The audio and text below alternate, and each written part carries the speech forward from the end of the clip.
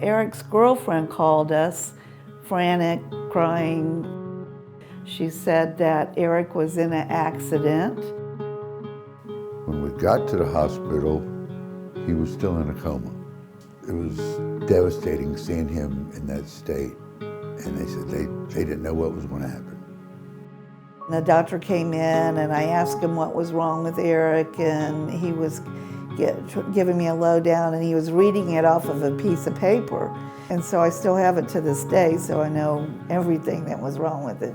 When Eric first came to Tidelands, he was in a wheelchair. He could not walk. He couldn't talk. He could not use his left hand at all, or his left leg. Eric came to Tidelands Health Neurological Rehab for an evaluation following a traumatic brain injury that occurred from a motorcycle accident. He was unable to bathe himself, dress himself. His parents were having to pretty much do everything for him. When I first came to Tidelands Health, I was completely out of it. I was in a wheelchair and like oblivious to the world. The goals that he and his family and I discussed were to help promote some use of his left arm, to be able to dress himself, get up out of the chair himself, walk to the bathroom by himself, even do some simple things in the kitchen so he could be a little bit more independent. We first focused on improving his shoulder strength and flexibility, his core strength, for him to be able to roll in bed, sit up on the side of the bed. Also incorporated reaching for things so that he was going to be able to reach and put on his clothing. When you're working with an individual who has cognitive deficits or challenges after a brain injury, I always think of it as a combination of working on brain exercises to try to improve their function, but also working a lot on various strategies and supports to help them compensate for their brain injury. So, in the beginning with Eric, we did a lot of memory exercises, for example.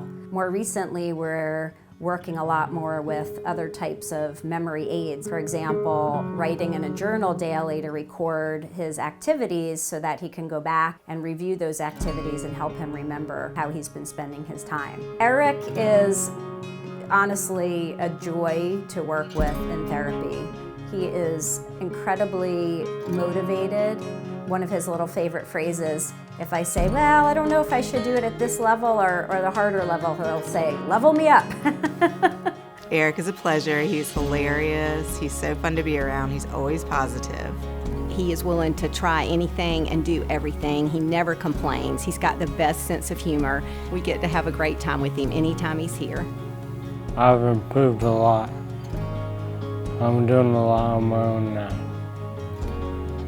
I'm striving to keep doing better, trying to get more independent. I have a really good relationship with the therapist here. They have helped me a lot.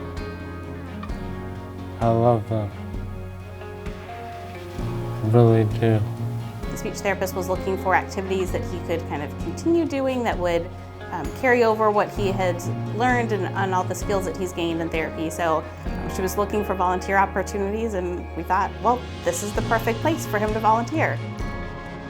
I got a job here because I was a patient and I just wanted to help give moral support to other people to get better and help with their rehabilitation. Green. And then you're done.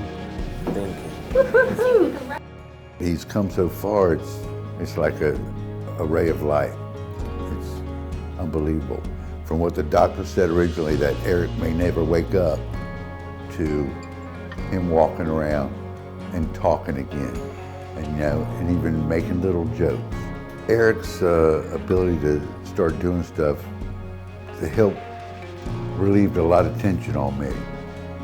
When he started to be able to respond and talk and move around, clean himself, that may not sound like a lot, but it's an awful lot.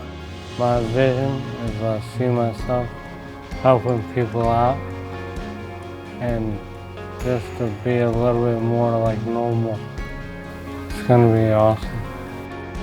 Life is so fragile and it can be gone in a flash. So you better appreciate what you have every second. Accidents happen, it can be taken away. I'm so thankful that Eric is still here with us and coming back.